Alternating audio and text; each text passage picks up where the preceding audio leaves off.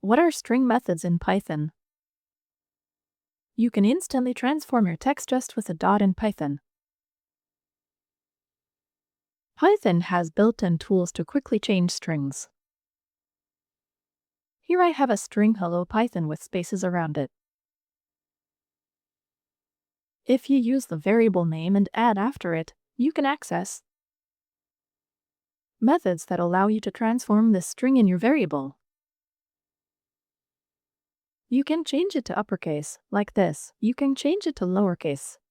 In this fashion, the extra spaces around your string, like here. And you can replace words. The replace function over here, or method, takes in two parameters. One which is the word to replace. In this case it will be the word Python, which is going to replace it as the right option. So here, hello Python will actually become hello world. Notice here, the print statement is what actually prints these lines onto the Jupyter output. And a normal Python print statement will print to the console. Case methods in Python. Case methods are extremely useful in real programs. We have already seen the upper-lower case methods like this, which change the string to uppercase and lowercase. But you can use methods such as title. The title method will capitalize the first letter of every word. This includes words such as people's names. If there is a character other than the alphabet, then Python will capitalize that letter. So in this case O'Connor O has been capitalized and C has been capitalized. In Python programming basics you saw P over here and over here the letter B. You also have a capitalize method. Running this method just changes the first letter of the string to capitals. Notice here adding a full stop. It does not change the how are you part of the string to capitals even though there is a full stop here. Now I know what you're thinking, you want to capitalize this sentence together. This will not work because even if you use the title method then the sentence becomes like this where every word, first letter is capitalized. So what you need to do instead is something like this. Hello world, how are you? Is the sentence. You want to split that up at the full stop. So now you have sentence split up into a list, and this list you can then loop through and capitalize each sentence within this list. So this would give you hello world, how are you? Correctly. So there is no built-in method in Python to correctly capitalize your sentences. You need to build custom logic using multiple methods in Python. Capitalize and title methods in Python. Capitalize only affects the first letter of the entire string. This is the string in your variable. When you capitalize it, you can see that it only changes the first letter of your entire string to capital, whereas in here it was not capital. The title capitalizes every word. Every word in your string is capitalized by the title method. Hello, how are you? This is not truly a sentence capitalization that we expect. Neither of these methods truly understands the English grammar. So you must develop a custom logic in your code like this. You take the string that you have, you split that string into strings that are made up of a list. So here you can see that the split method actually returns a list. That list is stored in a variable. Then what you do is create and replace that variable by going through the list that you have in here and cut the first character of each string. So essentially we have split the string up into two parts. Hello world and how are you?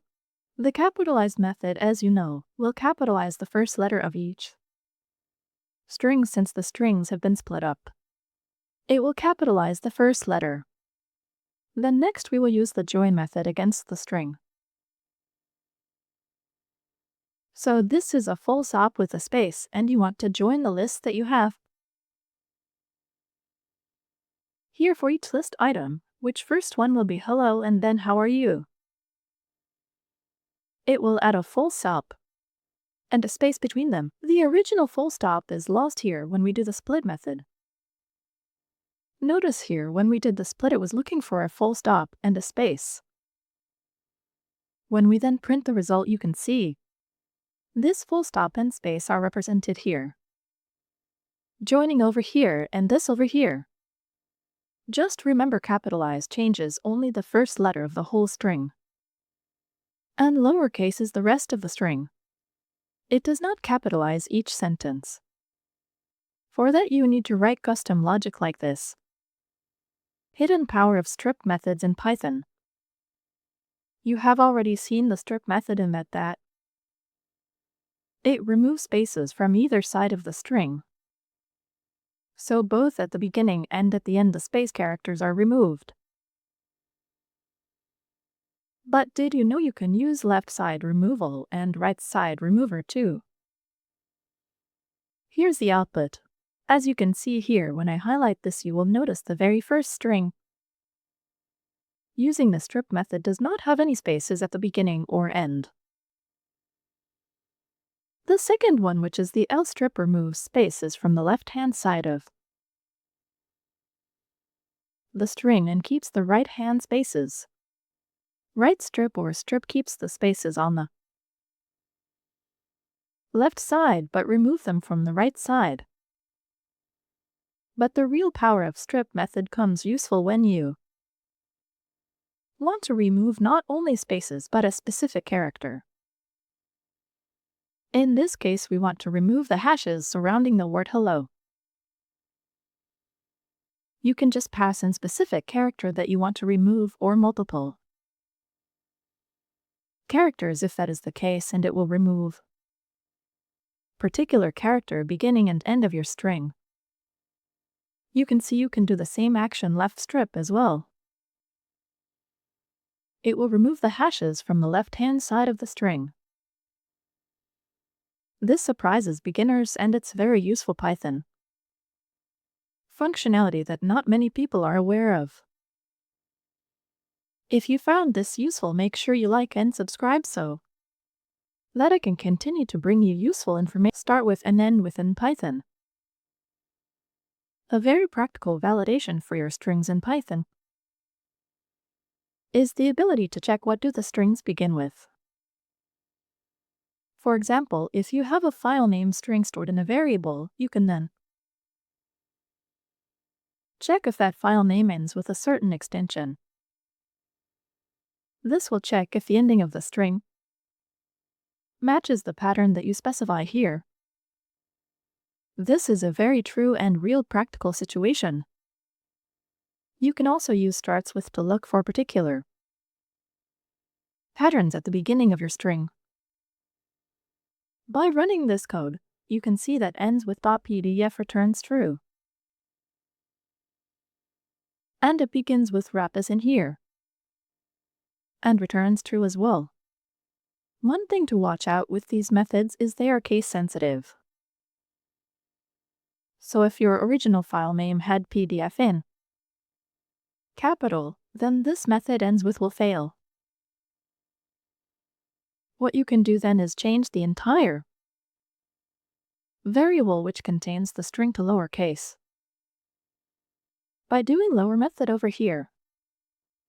You can chain the next method with ends with.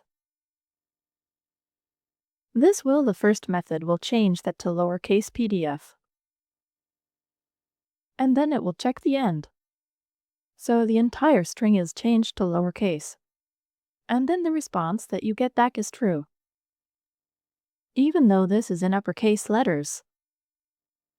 And you need to be aware that this method only returns true or false. It does not return the actual string part at the end.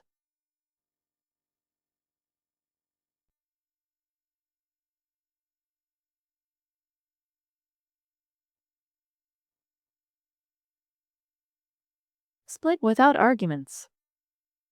small, but an important clarification is needed with the split method. You can see here when you run this code, split method is essentially separating your string out into list elements. A list is indicated by these square brackets. You can see the items within this list are comma separated.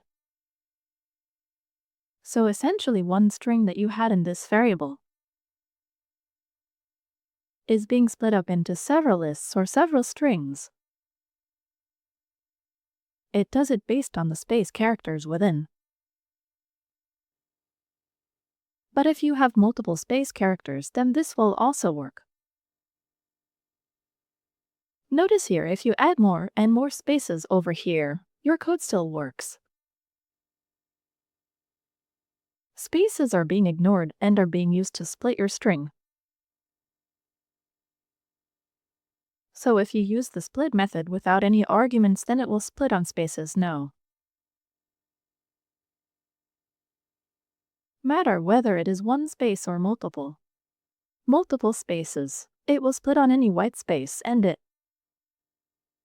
will handle multiple spaces cleanly for you. But if you, as a beginner, add an empty space character over here that you want to split by, then you will run into possible issues. What do you think will happen when I run this code? Will it still produce the same output that we have here? Or will it do something different? If I run this, then what has happened is it has split up at every space character. We still have our words, but additional spaces are included as elements to be split by, which is not what our intention was. So just be careful around this. If you intend to split by spaces, then you can leave the arguments into the split function as empty, and it will do what you intend the split function or method to do. Many beginners miss the join method in Python.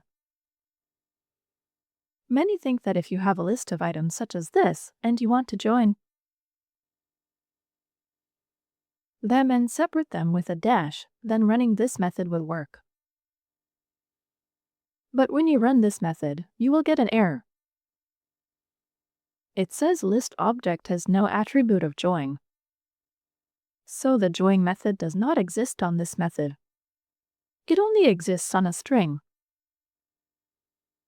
What we mean by this is this here is a string. So rather than doing it at the end like this, you call the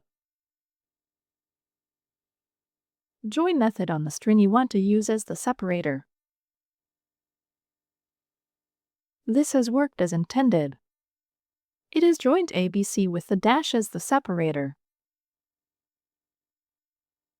So remember, the dash is always before the join method, and it is not on a list like this. You can use it on things like this. If you have the year, the month, and the day, you can join them with a dash as the separator. So you use the dash and call the join method, and pass it the list of items that you want. Take to join. So here you will get a nice formatted date with a simple use of the join. If you wanted to replace that with another character such as a /, then this is the date format that you would get. The join method would not work here. Do you see what the problem is? Here we have some numbers in a list and we want to join them with a comma. Running this code will cause a failure. This is because the join method expects that you pass it strings only. Because the output of the join method is actually a string, as you can see here. It is expecting an iterable string. An iterable string is essentially something that the join method can loop through. Hence, by passing in numbers, this code fails. You might be wondering, why does it then work here? This is because you can see the quotation marks around the string. And the quotation marks are around these numbers. These make the numbers appear as though they're strings. While here we do not have any quotation marks. So in order to work with this, if you do get numbers in your list, convert your numbers list into a string in this fashion. Running this code works, and it has correctly got the output of the join method. This is because the join method expects that you pass the numbers that are comma separated, so just remember that the join method only works with string iterables.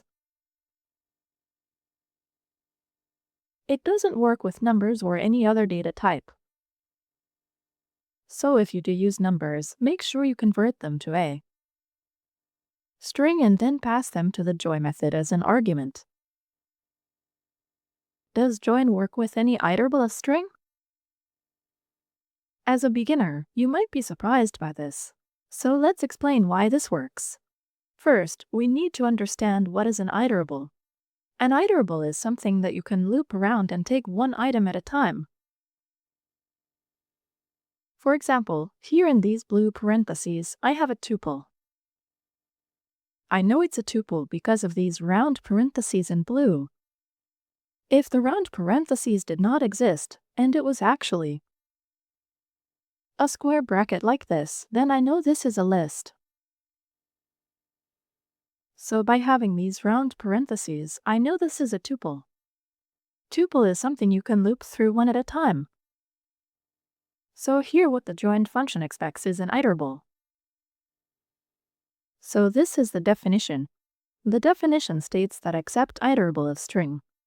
Korti o Japanese letter Chinese letter centers 1-1.